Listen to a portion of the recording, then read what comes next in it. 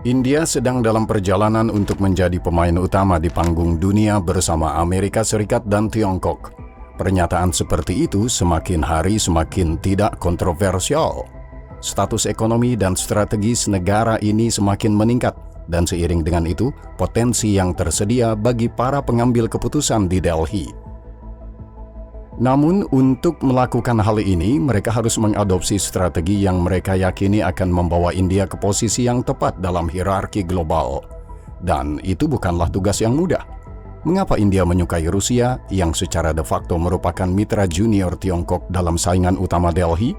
Bagaimana hal ini dapat diterjemahkan ke dalam hubungan dengan Amerika Serikat dan negara-negara Barat yang menurut sebagian orang India sebagai negara demokrasi terbesar di dunia harus menjadi bagian dari hubungan tersebut?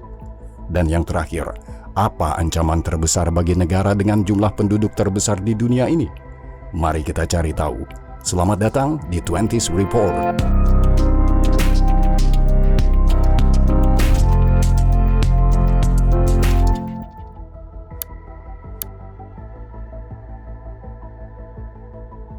Terdapat indikasi kuat bahwa pertumbuhan India akan berdampak besar terhadap pertumbuhan global pada beberapa dekade mendatang.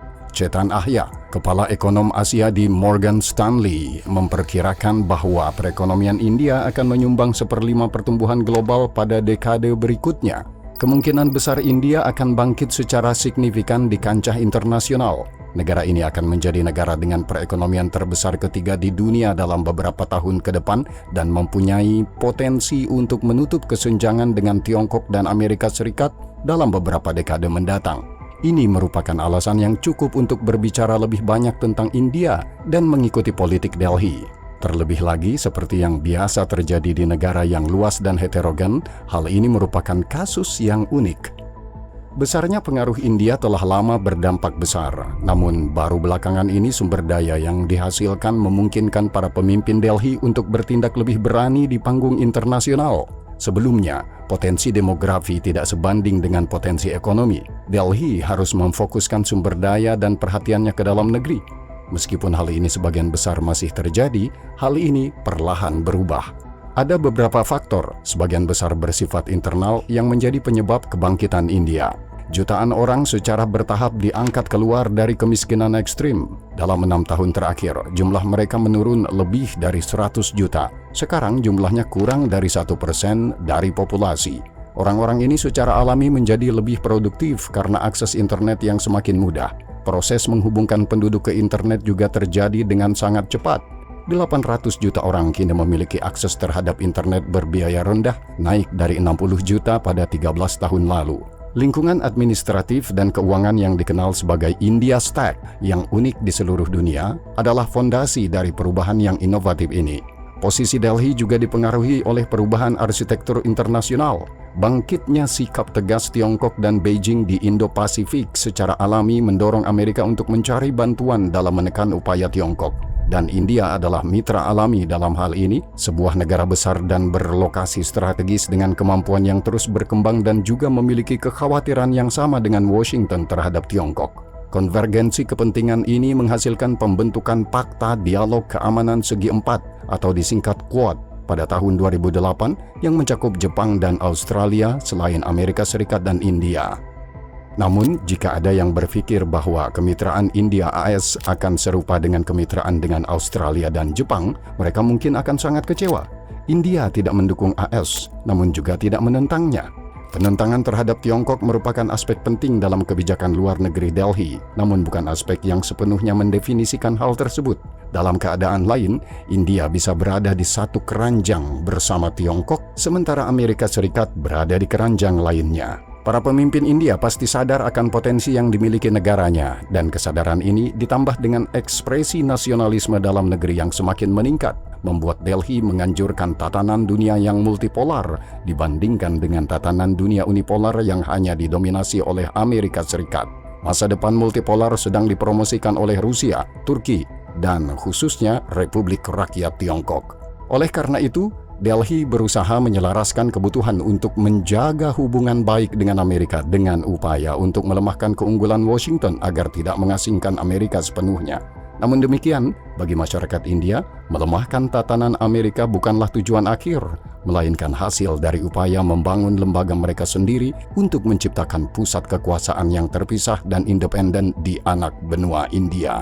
Akibatnya, strategi non-blok atau multi-blok India menghasilkan kehadiran di struktur Barat, seperti Quad, dan struktur yang dapat dianggap anti-Barat, seperti kelompok BRICS atau Organisasi Kerjasama Shanghai. Politisi di Washington yang terbiasa bertindak berdasarkan posisi yang kuat mungkin menganggap hal ini menjengkelkan, namun keseimbangan antara keuntungan dan ketergantungan pada kedua belah pihak memaksa mereka untuk menahan diri. Secara ekonomi, India sangat bergantung pada Amerika. Amerika adalah mitra dagang terbesar India dan sejauh ini merupakan pasar ekspor terbesarnya, mencakup hampir 18% ekspor India, terutama karena sektor jasanya yang luas. AS juga merupakan salah satu investor terbesar di negara tersebut. Namun ketergantungan ekonomi ini berlaku dua arah. Banyak perusahaan Amerika bergantung pada tenaga kerja murah dan terspesialisasi di India. Selain itu, dalam membangun koalisi untuk membendung Tiongkok di Indo-Pasifik, Washington tidak boleh kehilangan India. Di sisi lain, Delhi tentu tidak berkepentingan jika keinginannya dipaksakan, misalnya oleh Angkatan Laut Tiongkok yang mendominasi Samudra Hindia. Jadi, kita sampai pada lingkaran penuh. Kedua pusat tersebut saling membutuhkan. Hal ini memberikan ruang bagi India untuk bermanuver sehingga Washington tidak akan menghukum Delhi dengan sanksi seperti yang terjadi pada Turki misalnya. Mengingat hal ini, masyarakat India yang dipimpin oleh Perdana Menteri Narendra Modi sekali lagi berpikir untuk meningkatkan status mereka di dunia dan membangun kemandirian. Ini saat yang tepat menyambut Rusia dalam episode ini. Memang benar bahwa Moskow adalah mitra ideal bagi Delhi dalam perjuangan ini dan beberapa orang berpendapat bahwa hingga saat ini masih merupakan mitra ideal bagi Delhi. Rusia merupakan sumber perangkat keras militer yang murah dan secara teori lumayan. Institut Penelitian Perdamaian Internasional Stockholm menghitung bahwa antara tahun 2012 dan 2017 sebanyak 69% impor senjata India berasal dari Federasi Rusia. Hubungan ini dimulai beberapa dekade ketika India masih menjadi sekutu diam Uni Soviet selama Perang Dingin. Selain itu, masyarakat India dan Rusia pada dasarnya memiliki narasi yang sama tentang Barat yang eksploitatif. Moskow dan Delhi dalam satu atau lain cara berbicara tentang penolakan terhadap tatanan neokolonial. Namun di sini perlu dicatat bahwa narasi ini merupakan upaya instrumental untuk menipu masyarakat India. Mengingat sejarahnya bersama Inggris, meskipun Delhi memiliki dasar yang sah untuk penafsiran seperti itu, Moskow sendiri dulunya dan masih merupakan sebuah kerajaan yang menindas dibandingkan dengan negara-negara yang telah ditaklukkannya dalam beberapa ratus tahun terakhir. Dalam konteks perang yang sedang berlangsung, Moskow adalah London yang baru dan Kiev adalah New Delhi. Akibatnya, ketika perang Rusia-Ukraina pecah, sudut pandang orang India terhadap perang tersebut ditentukan oleh pengalaman sejarah negatif dengan Barat dan keinginan untuk memanfaatkan situasi tersebut demi keuntungan mereka sendiri. Tentu saja kita tidak berbicara tentang masyarakat secara keseluruhan, namun sentimen pro-Rusia telah dan tersebar luas di India. Mayoritas masyarakat India yang disurvei dalam jajak pendapat bulan Juli 2023 menolak untuk menggambarkan invasi Rusia ke Ukraina sebagai tindakan yang salah. Sebuah survei yang dilakukan pada bulan September 2022 terhadap lebih dari 1.000 orang dewasa di India menemukan bahwa orang India menyalahkan negara Barat dan Rusia atas invasi Rusia ke Ukraina dan sebagian besar tidak percaya bahwa kemenangan Rusia akan membuat dunia lebih berbahaya. Itulah pengamatan yang dilakukan oleh Samir Lalwani dan Happy Mount Jacob untuk urusan luar negeri.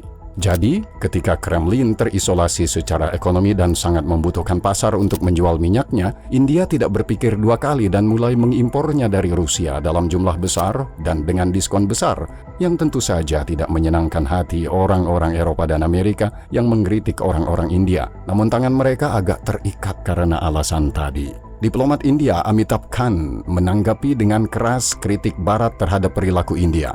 Berbicara kepada wartawan, Khan mengatakan, Eropa tidak dapat menghentikan pembangunan, perjuangan melawan kemiskinan, utang global. Dengan kata lain, semua masalah pembangunan di seluruh dunia. Dapatkah perang yang satu ini membuat seluruh dunia terhenti? Pejabat India tersebut mendesak komunitas global untuk bergerak maju dan Eropa untuk menemukan solusi terhadap tantangan-tantangannya. Pernyataan yang luar biasa keras ini menyusul komentar serupa yang disampaikan oleh Menteri Luar Negeri India, Subrahmanyam Jaishankar, yang mengatakan bahwa Eropa harus menghilangkan ilusi bahwa masalahnya adalah masalah dunia dan bahwa masalah yang mengganggu komunitas internasional tidak menjadi perhatian orang Eropa.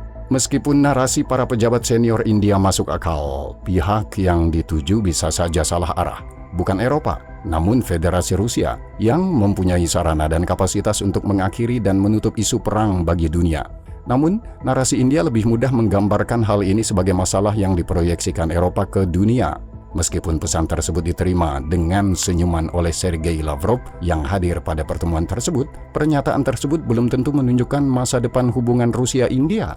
Lebih dari sekedar dukungan terhadap Rusia, kata-kata ini bisa diartikan sebagai ekspresi ambisi India untuk menjadi pemimpin negara-negara yang disebut Global South, yaitu mayoritas negara di Amerika Selatan, Afrika, atau Asia Timur yang sering berbagi permasalahan disebabkan oleh kenaikan harga pangan atau energi. Delhi ingin menjadi pendukung utama kelompok ini dan menjadi alternatif terhadap pendekatan instrumental Tiongkok yang pada akhirnya juga akan mengamankan kursi India di Dewan Keamanan PBB.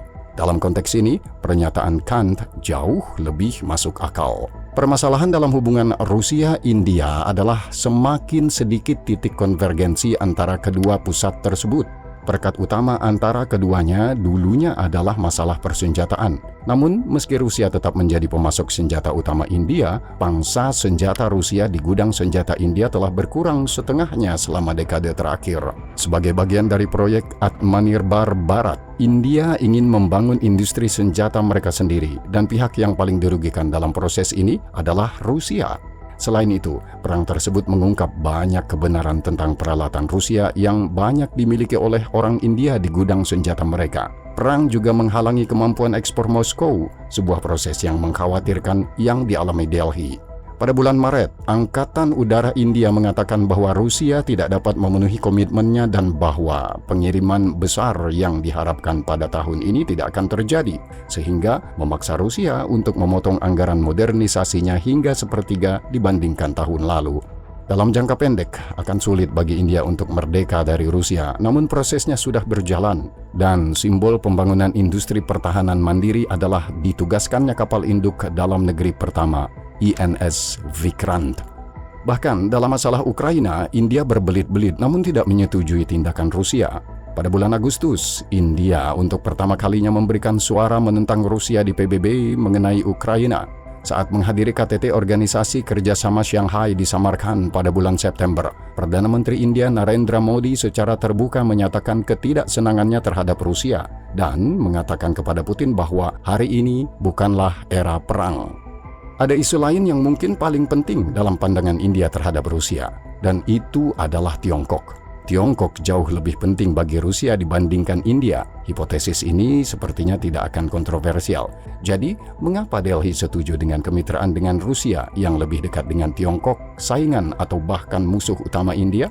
Jawabannya, sebagian terletak pada strategi multi kesejajaran membangun dunia multipolar. Namun, tidak hanya itu saja.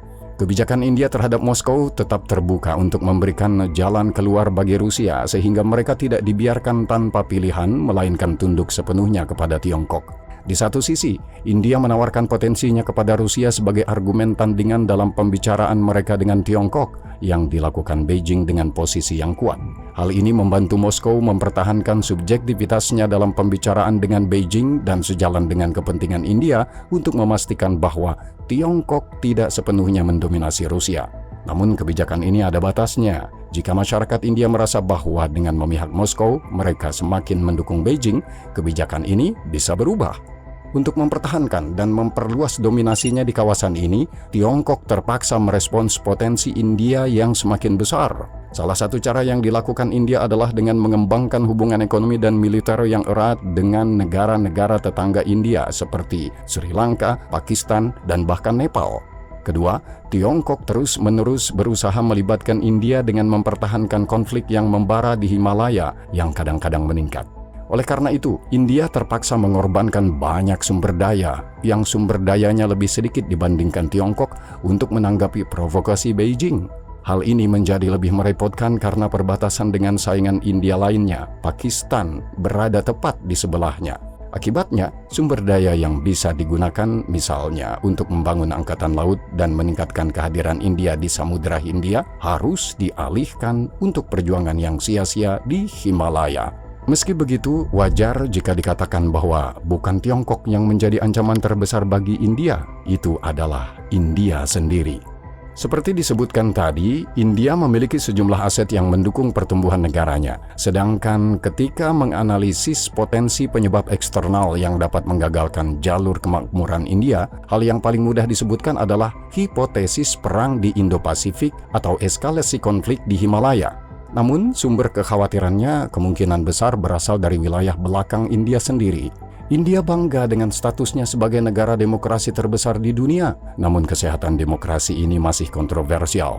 Sejak Perdana Menteri India Narendra Modi dan Partai Rakyat India yang dipimpinnya berkuasa pada tahun 2014, terdapat pergeseran yang jelas ke arah nasionalisme Hindu di India.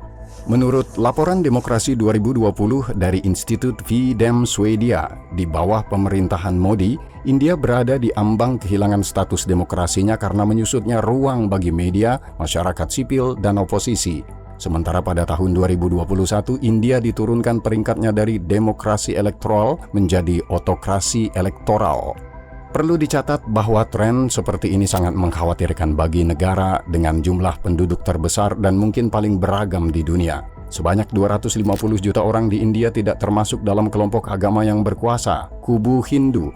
Dari kelompok ini hampir 200 juta adalah Muslim dan mereka adalah sasaran utama serangan kelompok radikal Hindu. BJP, Partai Modi, berkuasa terutama karena slogan-slogan Hindutva, sebuah ideologi politik nasionalis yang menyatakan superioritas budaya Hindu dibandingkan ideologi lain di India. Gerakan ini terkadang digambarkan sebagai fasis. Kebijakan-kebijakan ini telah menyebabkan bangkitnya nasionalisme Hindu yang melemahkan stabilitas internal negara. Pada bulan Agustus 2019, pemerintah Modi mencabut otonomi konstitusional negara bagian Jammu dan Kashmir yang disengketakan dalam upaya untuk memperketat kendali atas wilayah tersebut. Pemerintah juga memberikan kewarganegaraan kepada warga India ilegal dan imigran lain dari Afghanistan, Bangladesh, dan Pakistan yang mayoritas penduduknya Muslim sambil berupaya mengecualikan warga Muslim dari daftar warga negara. Menurut beberapa komentator, umat Islam di India berada dalam situasi serupa dengan umat Islam Uighur di wilayah Xinjiang, Tiongkok.